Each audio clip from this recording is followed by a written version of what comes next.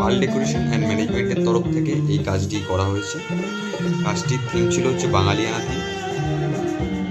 আর আমাদের বাঙালিয়ানা থিমের entry gate এটা ঠিক এরকমভাবে সাজানো হয়েছে।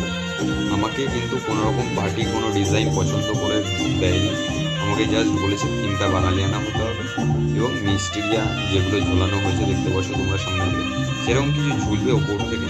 তো সেই হিসাবে পার্টির চাহিদা অনুযায়ী আমরা কাজটা কমপ্লিট করেছি।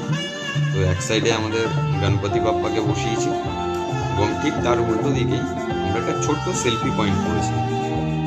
দেখতে পাচ্ছ পুরো জায়গাটাকে মানে কভার করার চেষ্টা করেছি, কোনো একটা জায়গা গ্যাপ দিই পাকা ফুলো এবং পুরো বাঙালিয়ানা থিমে। আর পাখির চাহিদা যেরকম ছিল ওপর দিয়ে ঝোলার কিছু ফুল, ঠিক মিস্টেরিয়া দিয়ে আমরা লোন এরিয়াটাকে কভার করেছি। দেখতে পাচ্ছ।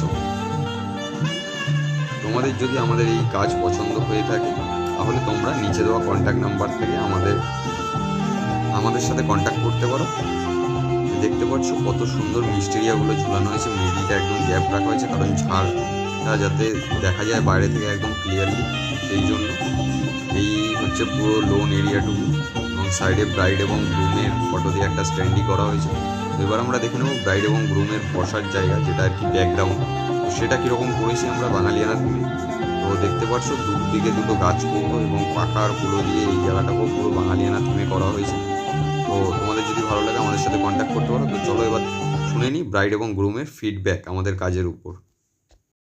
তো দাদা আর দিদিভাইয়ের আজকে রিসেপশান ছিল, তো পুরো ডেকোরেশন এবং পুরো কাজটা পাল ডেকোরেশনের তরফ থেকে করা হয়েছে।